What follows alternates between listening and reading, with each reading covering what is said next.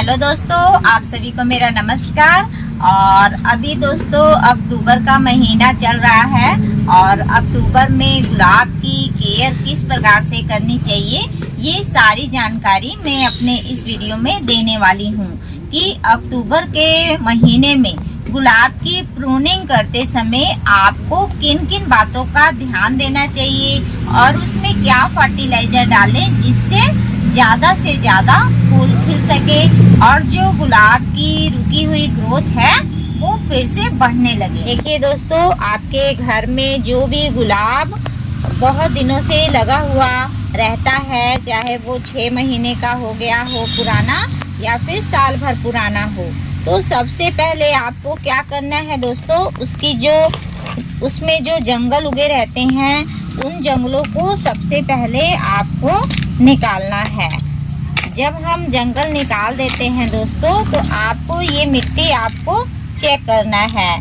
तो मिट्टी अगर आपकी अच्छी है और भुरभुरी टाइप की है तो आपको चेंज करने की कोई ज़रूरत नहीं है। सिर्फ क्या करना है, उस मिट्टी की आपको कोड़ाई कर देनी है।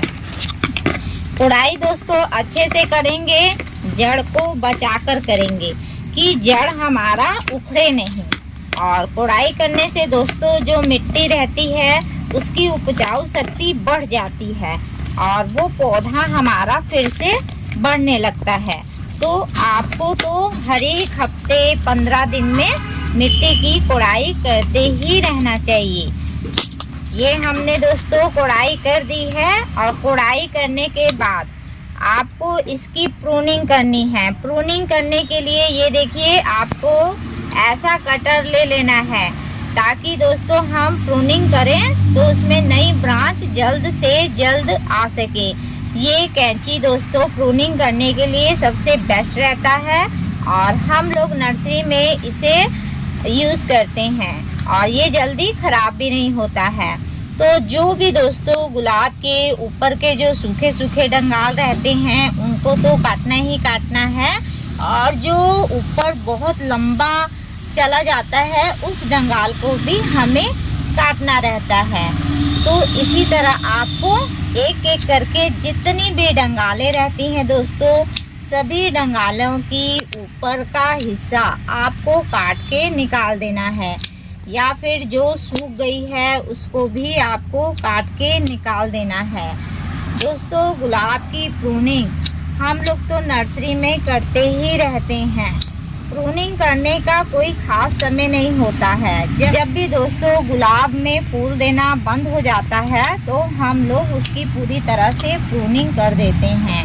और दोस्तों गुलाब में एक बात और ध्यान देना है, अगर गुलाब दोस्तों जंगली हो जाता है तो वो फूल देना बंद कर देता है, इसलिए आपको अपने गुलाब में चेक करते रहना चाहिए। गुलाब में दोस्तों जो जंगली पौधा निकलता है वो हमेशा यहाँ जड़ के पास से निकलता है, आपको ध्यान देना चाहिए। और अगर गुलाब में जंगली पौधा आप छोड़ देते हैं तो ये जो पूरा गुलाब है दोस्तों, ये पूरा जंगली बन जाता है और इसमें फूल खिलना बंद हो जाता है। इसलिए आपको जंगली पौधा निकालते ही रहना चाहिए। और जो भी दोस्तों गुलाब में फूल खिलकर सूख जाता है या फिर बिखर जाता है तो उसको भी आपको 5 से 7 इंची नीचे काट के निकाल देना चाहिए ताकि आपका गुलाब फिर से हरा भरा और स्वस्थ हो जाए। जब दोस्तों हमने कोड़ाई कर लिया है तो कोड़ाई कर लिया है, प्रूनिंग कर लिया है, उसके बाद आपको थोड़ी सी मिट्टी अपने गमले में डालना है। मिट्टी दोस्तों आपको काली मिट्टी ही लेना है और उसमें थोड़ा भूसा मिला लेंगे।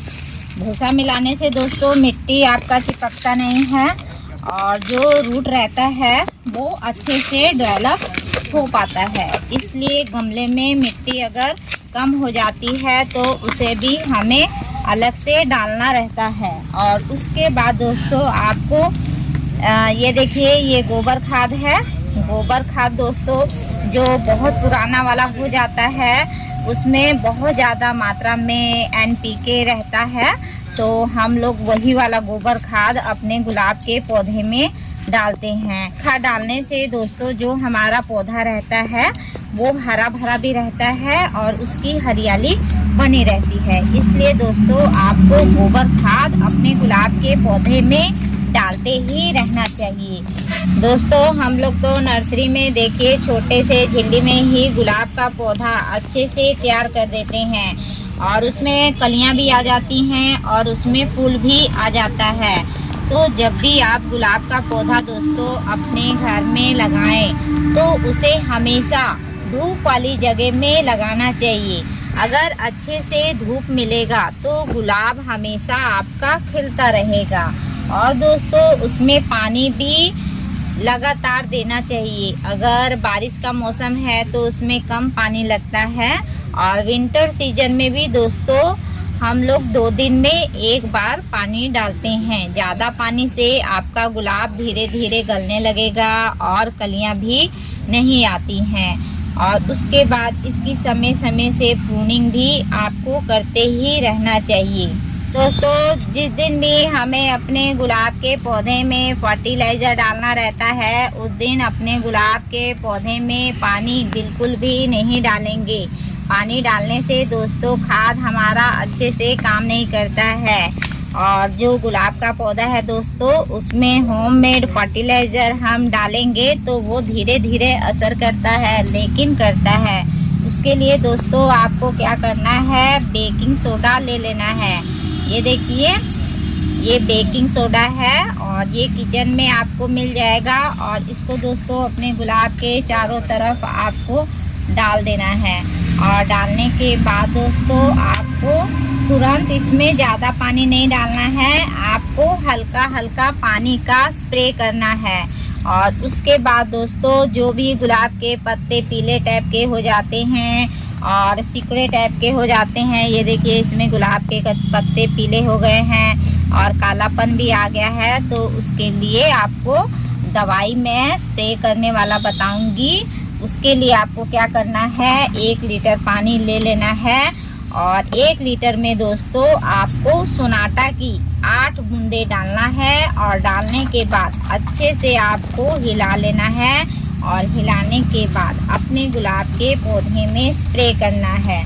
और स्प्रे दोस्तों आपको धूप में ही करना है, तभी जाकर ये अच्छे से काम करेगा। इस स्प्रे को आपको 10 दिन में एक बार अपने गुलाब के पौधे में करेंगे तो उसमें एक भी बीमारी नहीं आएगी और ना ही उसमें कीड़ा लगेगा। इसलिए लगातार स्प्रे करते ही रहना चाहिए। तो जो बेकिंग सोडा रहता है उसमें बहुत अधिक मात्रा में फास्फोरस और पोटाशियम की मात्रा ज़्यादा रहती है जो फूल आने में मदद करता है। इसलिए बेकिंग सोडा को आप हर एक 10 से 12 दिनों में अपने गुलाब के पौधे में डालना चाहिए। और दोस्तों लगातार डालेंगे तो आपके गमले में फूल की कमी नहीं होगी और फूल भी हमेशा आता ही रहेगा।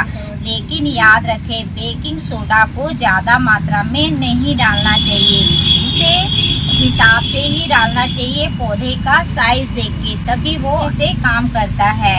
और अगर दोस्तों आपको गुलाब के पौधे में लगातार फूल चाहिए तो आपको हर एक 10 से 15 दिनों में फर्टिलाइज़र डालना ज़रूरी रहता है, क्योंकि हाइब्रिड गुलाब बिना फर्टिलाइज़र के खिलते नहीं हैं, बस देसी गुलाब ही खिलते हैं। जो भी डच गुलाब, हाइब्रिड गुलाब, टाटा गुलाब आते हैं उसमें हर एक 10 से 12 दिनों में हम लोग फर्टिलाइज़र डालते ही रहते हैं। इसीलिए आप जब भी नर्सरी में आते हैं तो गुलाब का पौधा आपको खिला हुआ दिखता है। तो दोस्तों आप गुलाब का पौधा अपने घर में लगाइए और यही फर्टिलाइज़र डालेंगे तो आपको 100% इसका रिजल्ट देखने को मिलेगा। और इसमें दवाई भी आप स्प्रे करते ही रहेंगे। और दोस्तों अगर वीडियो अच्छा लगे तो मुझे कमेंट करके ज़रूर बताएंगे, और कुछ पूछना चाहते हैं तो आप मुझे कमेंट करके पूछ सकते हैं। इसी तरह आप अपना सपोर्ट देते रहेंगे और मिलते हैं फिर से नए वीडियो में। नमस्कार।